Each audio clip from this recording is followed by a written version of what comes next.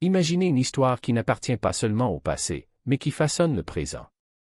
Un récit qui explique les racines de l'un des plus grands conflits de l'humanité, où la foi, le sang et le destin s'entremêlent inexorablement.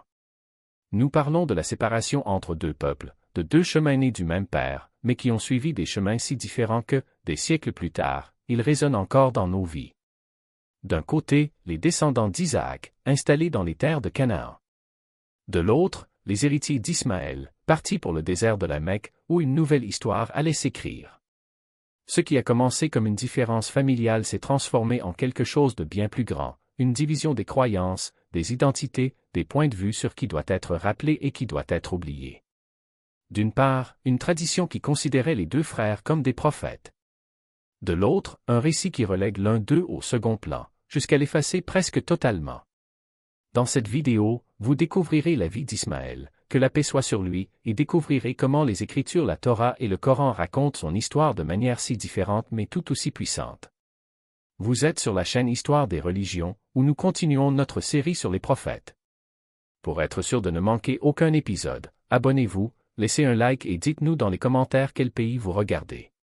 Si vous êtes prêts, commençons. Vers l'an 2000 avant JC, dans une tente en terre de Palestine, une histoire extraordinaire a commencé. Votre protagoniste? Un homme nommé Abraham, que la paix soit sur lui, dont la vie était un témoignage d'une foi inébranlable. Il a défié son peuple, détruit les idoles et déclaré la guerre aux faux dieux. Il fut jeté au feu, mais les flammes ne l'atteignirent pas expulsé de ses terres. Il a passé toute sa vie à prêcher la vérité, même lorsque tout le monde lui tournait le dos. Et, au fil des années, une inquiétude grandit dans son cœur. Qui poursuivra sa mission après lui? Qui transmettrait le message d'un Dieu unique? Au fond de son âme, Abraham ne désirait qu'une seule chose. Un fils, un héritier juste. Seigneur, accorde-moi un fils de juste, supplia-t-il. Mais la réponse n'est pas venue immédiatement. Dieu réserve ses plus grandes bénédictions à ceux qui font face aux plus grandes épreuves, et dans la vie d'Abraham, ce ne serait pas différent. Des années ont passé avant qu'une nouvelle porte ne s'ouvre enfin. Il voyagea sur les terres d'un roi puissant, un homme dont le cœur était fermé à la vérité. Lorsqu'il entendit parler de la beauté de Sarah, la femme d'Abraham, le roi essaya de la prendre pour lui. Mais la protection divine est intervenue. Chaque fois qu'il s'approchait, ses mains se paralysaient, son pouvoir disparaissait. Jusqu'à ce que, effrayé, il comprenne, ce n'était pas une femme ordinaire. En fin de compte, non seulement il la libéra, mais il lui offrit également un serviteur. Elle s'appelait Agar. C'est à ce moment-là que le destin commença à prendre une nouvelle direction. Agar ne resterait pas seulement une servante. Au fil du temps, elle occupera une place très particulière dans la vie d'Abraham. Sarah, à son tour, portait une douleur silencieuse. Des années d'attente, des années d'espoir déçu. Mais dans son cœur, il y avait une profonde soumission. Jusqu'à ce que, dans un geste d'amour et de foi, elle fasse quelque chose d'impensable, elle offre Agar à Abraham. Peut-être que Dieu t'accordera un enfant à travers elle, dit-il. Des mots difficiles à prononcer, mais qui révèlent un abandon total à la volonté divine. Abraham accepta et de ce mariage naquit Ismaël. Finalement, la prière d'Abraham avait été exaucée. Un fils. Mais cette joie apportait aussi une ombre. Sarah, sa première épouse, qui avait partagé avec lui exil et épreuve, qui avait tout enduré avec patience, voyait désormais son mari avoir un enfant, mais pas avec elle. Il n'est pas facile pour le cœur humain de supporter ce poids. Pourtant, Sarah restait silencieuse, gardant sa douleur pour elle. Et c'est alors que l'histoire prend une autre tournure inattendue. Une nuit, 3 visiteurs arrivèrent à la tente d'Abraham. Ce n'étaient pas des hommes ordinaires. Le Coran décrit la scène en détail. La nouvelle des invités d'Abraham vous est-elle parvenue? Abraham les accueillit avec hospitalité, leur prépara un repas, mais quelque chose d'étrange se produisit, ils ne touchèrent pas à la nourriture. Un mauvais pressentiment l'envahit. À cette époque, un invité qui refusait de manger pouvait être un ennemi. Mais ils le rassurèrent bientôt, n'ayez pas peur. Et puis, ils prononcèrent les paroles qui allaient tout changer, nous apportons la bonne nouvelle d'un fils sage. Ce n'était pas seulement un message pour Abraham. C'était pour Sarah. Au même moment, le temps semblait s'arrêter. Sarah, qui était à proximité, l'entendit et ne put s'empêcher de rire. Le Coran rapporte, et sa femme se leva et se mit à rire. Nous lui annonçâmes donc la bonne nouvelle d'Isaac. Mais ce rire n'était pas seulement un rire de joie. C'était une surprise, une incrédulité. Après tout, comment une femme âgée et stérile pourrait-elle concevoir un enfant?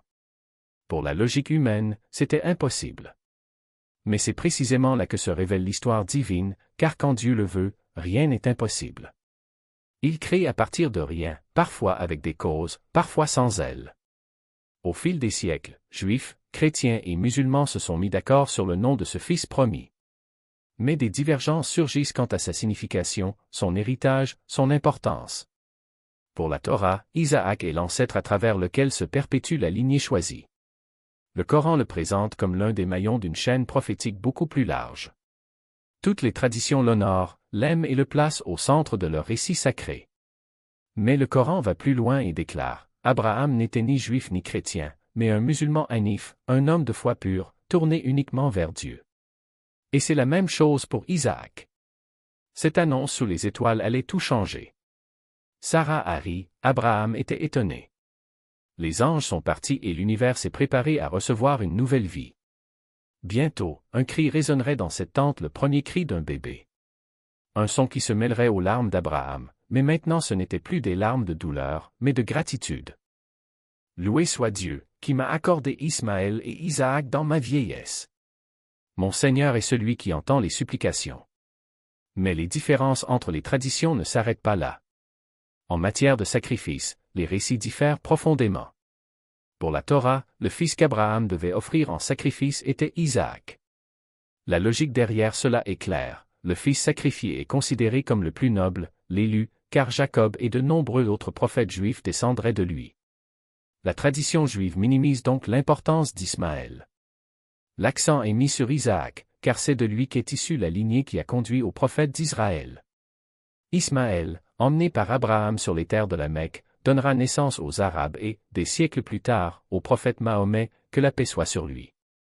Et c'est précisément à cause de cette issue que certains courants ont développé une vision négative d'Ismaël, le considérant uniquement comme le fils de sa seconde épouse, comme si sa lignée ne méritait pas la même reconnaissance.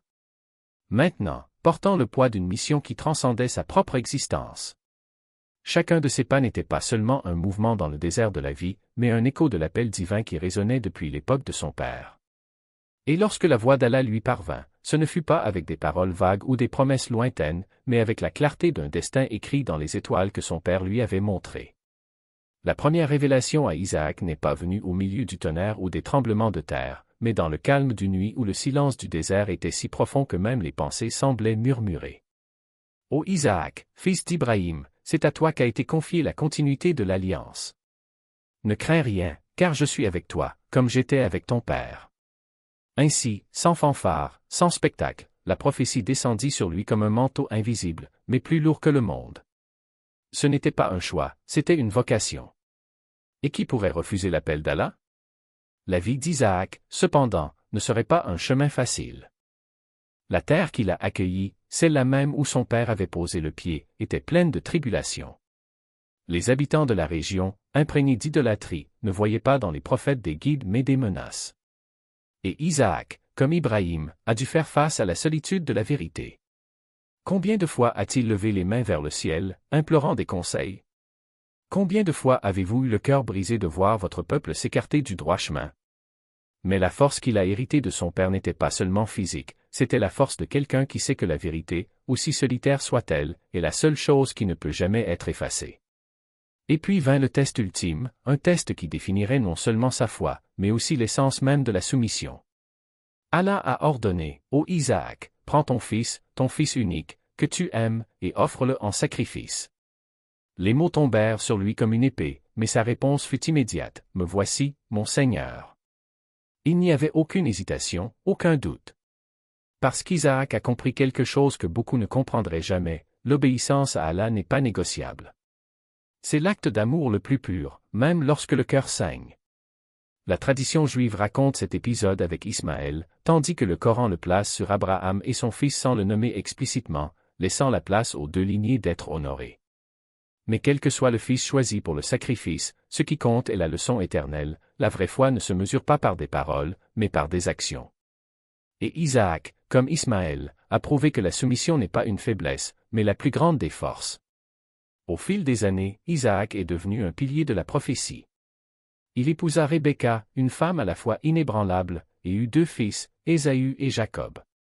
Et là encore, l'histoire se répète, la rivalité entre frères, la lutte pour la faveur divine, la complexité des relations humaines. Mais Isaac, avec la sagesse d'un prophète, savait guider ses enfants avec justice, même lorsque son cœur tirait dans une direction. Parce que la prophétie ne consiste pas seulement à recevoir des révélations, elle consiste à vivre chaque instant avec la conscience qu'Allah nous regarde. Et quand le moment est venu de quitter ce monde, Isaac l'a fait avec la même sérénité avec laquelle il avait vécu. Il n'y avait aucune peur, aucun regret. Juste la certitude qu'il avait fait son devoir. Ainsi, comme une étoile qui s'efface pour laisser place à d'autres, il laisse derrière lui une lignée qui continuera à éclairer l'humanité, Jacob, les 12 tribus d'Israël, les prophètes qui viendront plus tard. Parce que la prophétie ne s'arrête pas à un seul homme. C'est une rivière qui coule à travers les générations, portant avec elle le message que, même dans les moments les plus sombres, la lumière d'Allah ne s'éteint jamais. Et aujourd'hui, quand nous regardons l'histoire d'Isaac, nous ne voyons pas seulement un nom dans un livre saint. Nous voyons un exemple de foi inébranlable, de patience infinie, d'amour qui transcende le sang et la chair. Nous voyons un homme qui, même face à l'impossible, n'a jamais quitté son Seigneur des yeux. Et cela, après tout, est le véritable héritage des prophètes, ni l'or, ni les terres, ni le pouvoir, mais la capacité de dire, en toutes circonstances, « Me voici, mon Seigneur ». Mais pour économiser. Non pas pour détruire, mais pour guider. Non pas pour condamner, mais pour offrir une dernière chance, même à ceux qui brandissent l'épée contre la vérité. Ce jour-là, le palais de Haris n'a donc pas été secoué par un simple tremblement de terre. Il était ébranlé par quelque chose de bien plus profond, le poids d'une conscience qui, l'espace d'un instant, se souvenait de son humanité.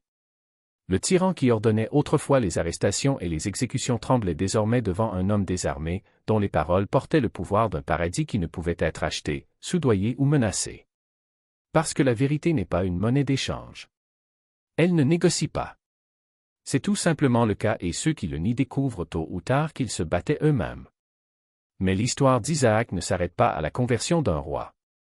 Cela commence juste. Parce que la mission d'un prophète n'est pas de mesurer son succès au nombre de cœurs qu'il touche en un jour, mais à la graine qu'il sème pour les générations à venir. Et Isaac le savait. Il savait que même si Haris s'était repenti, le système qui le soutenait était toujours debout, comme un serpent qui mue mais ne perd pas son venin. Les statues de pierre étaient encore vénérées sur les places.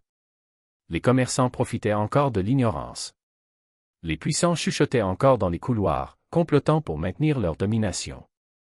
Isaac ne se contentait donc pas d'une victoire momentanée. Il savait que la vérité n'est pas un événement mais un processus. Et ce processus nécessitait plus que des mots, il nécessitait des exemples. Il exigeait que lui, un homme qui avait affronté la colère d'un empire, continue à vivre comme si le monde entier le regardait. Parce que finalement, les gens ne suivent pas les discours. Ils continuent leur vie. Et la vie d'Isaac était un témoignage vivant de ce que signifie placer Allah au-dessus de tout, au-dessus de la peur, au-dessus de la commodité, au-dessus même de la survie elle-même. Ses journées étaient marquées par une routine qui, aux yeux du monde, semblait simple. Il se réveillait avant l'aube, lorsque les étoiles brillaient encore pour rappeler la grandeur de son Seigneur. Il priait, non pas comme un rituel vide de sens, mais comme un dialogue avec celui qui l'avait soutenu dans ses moments les plus sombres. Il marchait parmi les gens, non pas comme un juge, mais comme un frère, écoutant leurs douleurs, répondant à leurs questions, offrant de l'espoir là où il n'y avait que du désespoir. Et surtout, il est resté. Il ne s'est pas enfui. Il ne s'est pas caché. Il ne s'est pas laissé corrompre par le pouvoir ou la flatterie. Car un prophète n'est pas fait d'instants de gloire, mais d'années de fidélité silencieuse. Et c'est ainsi que, petit à petit, quelque chose d'extraordinaire a commencé à se produire. Les gens qui auparavant riaient de ses paroles s'arrêtèrent maintenant pour l'écouter. Ceux qui le traitaient de fou se murmuraient désormais entre eux, et s'il avait raison? Ceux qui craignaient les puissants trouvaient désormais du courage en leur présence. Parce que la vérité, lorsqu'elle est vécue avec intégrité, n'a pas besoin d'épée pour gagner. Elle conquiert par l'exemple. Elle persuade par l'amour. Elle se transforme par le témoignage. Mais le plus grand héritage d'Isaac ne réside pas dans les foules qui le suivent, ni dans les rois qui s'inclinent devant lui. C'était chez un garçon qui grandissait sous ses yeux, Jacob, son fils, qui porterait un jour le flambeau de la prophétie. Isaac savait que sa mission n'était pas seulement de changer le monde maintenant, mais de le préparer pour plus tard. Il a donc consacré des heures à enseigner à Jacob, non seulement les mots du livre, mais aussi l'esprit qui les sous-tend. Il lui montra comment la patience triomphe de la précipitation, comment l'humilité triomphe de l'orgueil, comment la foi triomphe de la peur. Et surtout, il lui a appris que la vraie force n'est pas dans le bras qui manie l'épée, mais dans le cœur qui se soumet à Allah.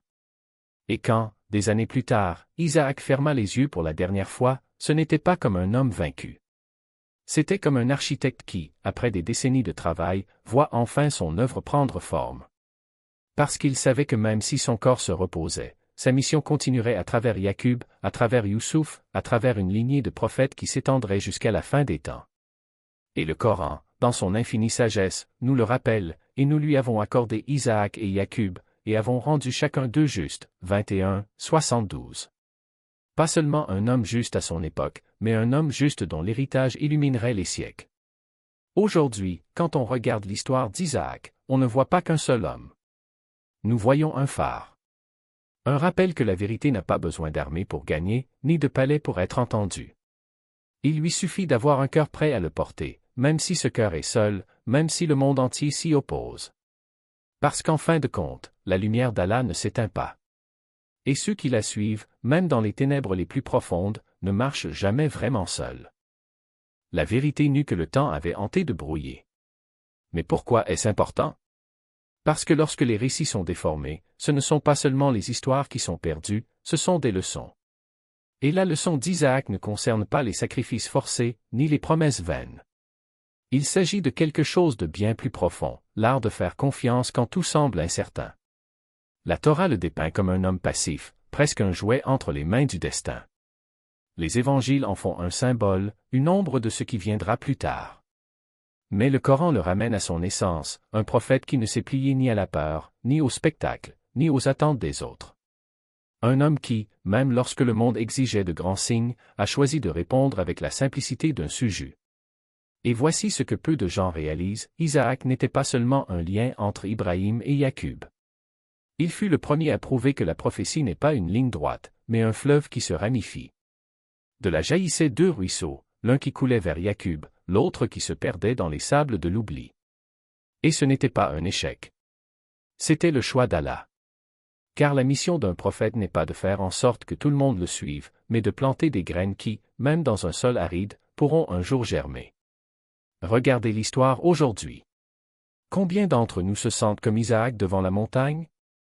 Ils nous demandent des preuves, ils exigent des miracles, ils veulent que nous accomplissions l'impossible et quand l'impossible bouge, ils doutent encore. Parce que le problème n'a jamais été le manque de signaux. C'était, c'est et ce sera toujours le cœur. Le Coran ne dit pas que les yeux sont aveugles, mais que les cœurs sont fermés, à l'âge 46. Et Isaac le savait.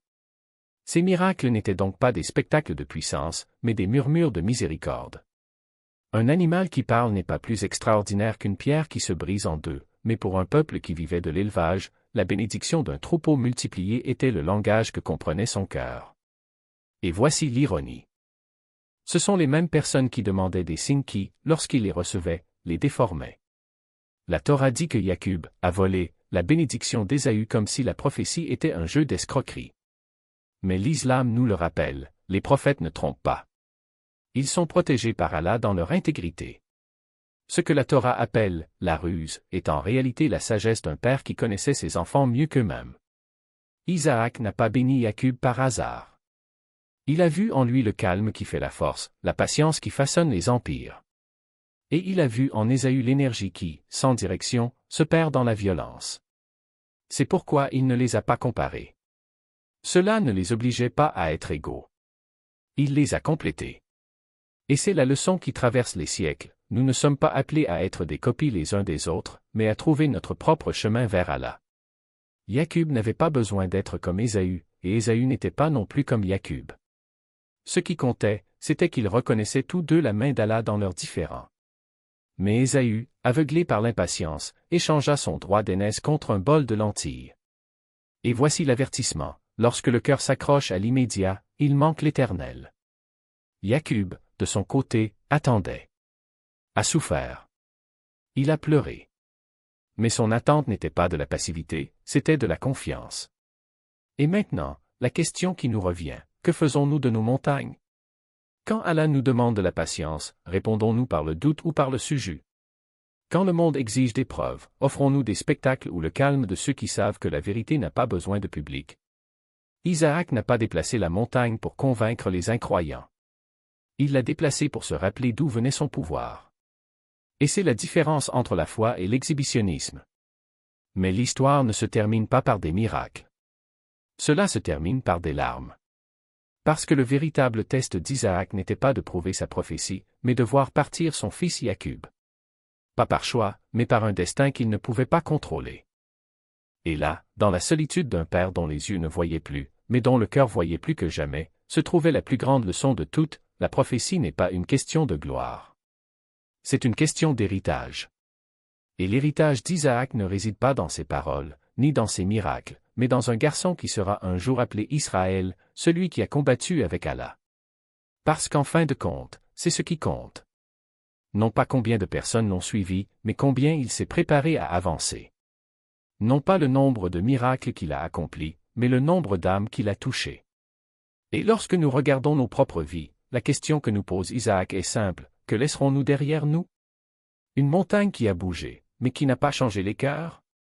Ou une graine qui, même entre les mains d'un fils perdu, deviendra un jour une nation? Portrait devant nous, nous voyons non seulement un prophète, mais un héritage en mouvement. Chaque ligne que le Coran trace à propos d'Isaac n'est pas un détail isolé, c'est un fil tissé dans la tapisserie de la révélation. Et ce qui rend ce tissu si résistant, ce ne sont pas les fils eux-mêmes, mais la façon dont ils s'entrelacent, formant un motif qui traverse les siècles sans se désagréger. Regardez la bénédiction mentionnée dans As-Safa, et nous l'avons béni ainsi que Isaac, 37, 113. Ce n'est pas n'importe quelle bénédiction. C'est la bénédiction qui se multiplie, qui s'étend comme des racines sous la terre, invisibles mais qui soutiennent tout ce qui pousse au-dessus. Chaque prophète venu après Isaac, de Jacob à Moïse, de David à Jésus, portait un fragment de cette bénédiction. Et lorsque le dernier maillon de cette chaîne, Mahomet, que la paix soit sur lui, éleva la voix à la Mecque, ce fut comme si Isaac lui-même murmurait à travers les siècles: le message n'est pas le mien. Il est le sien. Et il ne s'arrête pas là. Mais pourquoi, alors, la Torah la met-elle au second plan? Pourquoi cela le réduit-il à un personnage presque silencieux, un maillon faible entre Abraham et Jacob? La réponse réside dans ce que chaque tradition cherche à préserver. La Torah, écrite par les descendants d'Isaac, devait affirmer une identité nationale. Pour eux, Isaac était le père de Jacob, l'ancêtre d'Israël, le symbole d'une promesse terrestre. Mais le Coran ne s'intéresse pas aux généalogies terrestres. Il cherche l'essentiel. Et l'essence d'Isaac n'est pas d'être le père d'une nation, mais d'être le serviteur d'une vérité éternelle. Voici comment le Coran le présente dans Hud, et nous l'avons béni ainsi qu'Isaac. Et parmi ses descendants, il y a ceux qui font le bien et ceux qui sont manifestement injustes envers eux-mêmes. 11, 75. Ici, la bénédiction n'est pas exclusive. Cela étend, mais cela divise aussi. Certains suivent le chemin de la lumière, d'autres, celui des ténèbres. Isaac n'est pas le gardien d'un lignage, mais le porteur d'un choix.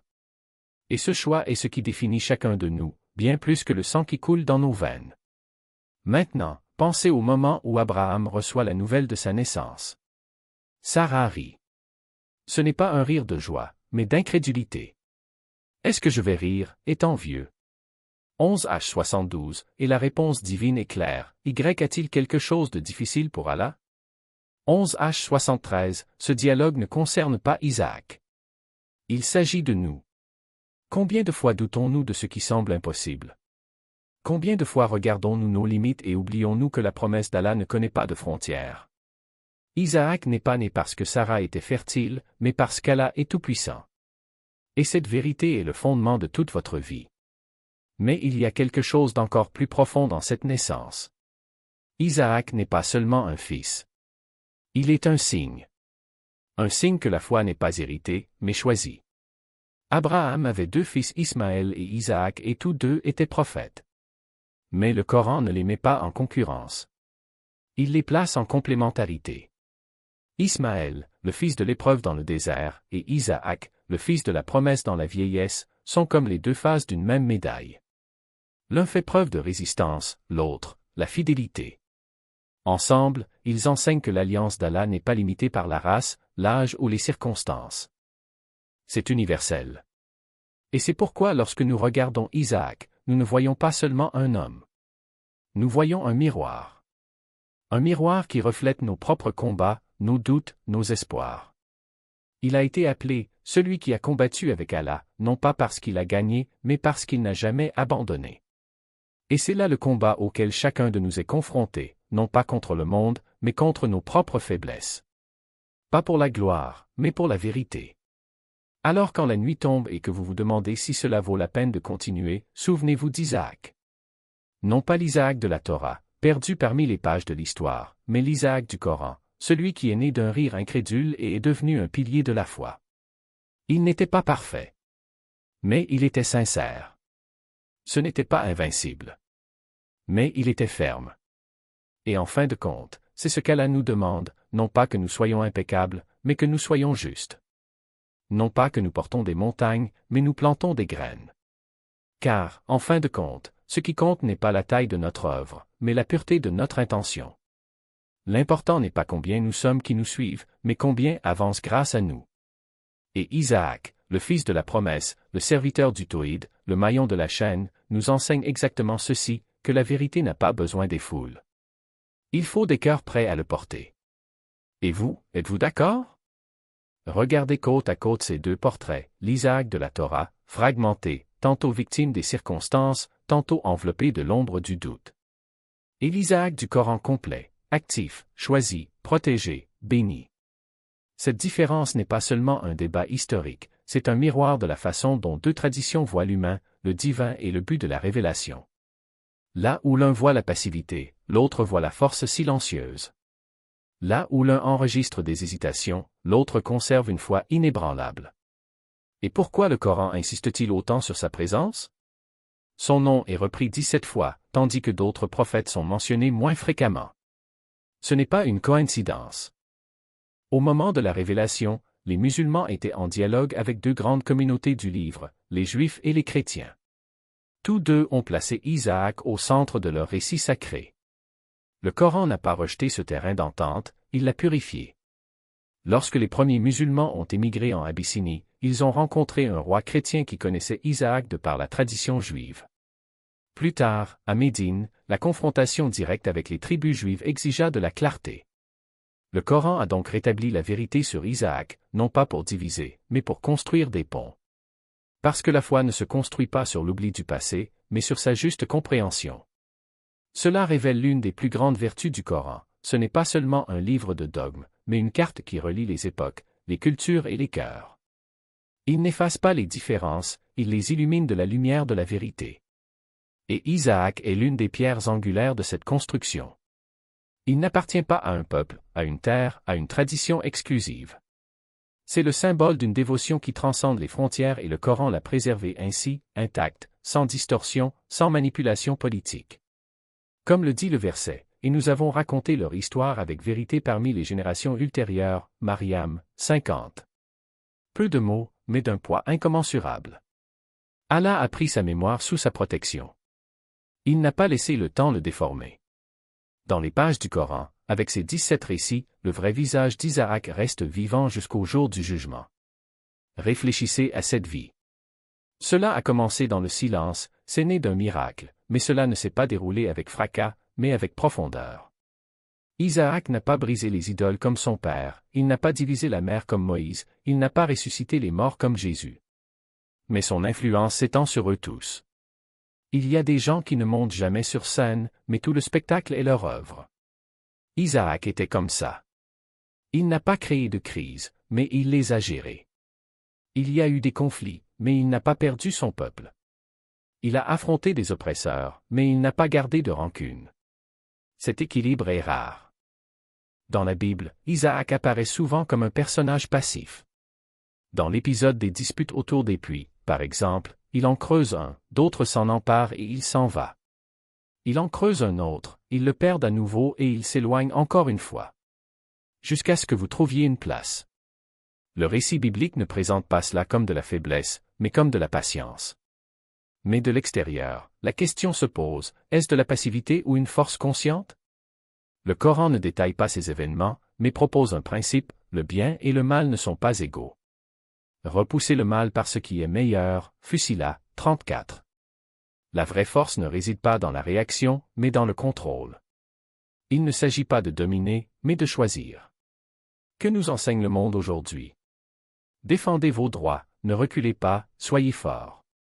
Mais la vie d'Isaac nous montre quelque chose de différent. Parfois, prendre du recul est la plus grande victoire. Toutes les batailles ne doivent pas nécessairement être menées. Certains doivent rester invaincus, car le moment opportun apportera la victoire non pas par notre force, mais par la volonté d'Allah. Allah accordera de grandes victoires aux musulmans, mais ils apprendront à ne pas attaquer lorsqu'ils sont faibles, à se défendre lorsqu'ils sont vulnérables et à accumuler des forces au bon moment. À la Mecque, le prophète, que la paix soit sur lui, n'a pas combattu. Il a émigré, rassemblé des forces et mené des batailles défensives à Médine. Isaac a vécu à une époque où il n'y avait pas encore de pouvoir pour des confrontations directes. Son objectif n'était pas de gagner des guerres, mais de gagner le plaisir d'Allah. Comme le dit le hadith, Allah ne donne même pas à ce monde la valeur d'une aile de mouche. Il ne regarde pas qui a le plus de terre ou de pouvoir politique, il sait que ce monde est éphémère. Par conséquent, Isaac ne s'est accroché à rien comme si c'était éternel. Quelle a donc été la stratégie d'Isaac pour investir son énergie au bon endroit? Il n'est pas entré dans toutes les discussions. Il n'a pas essayé de s'expliquer à tout le monde.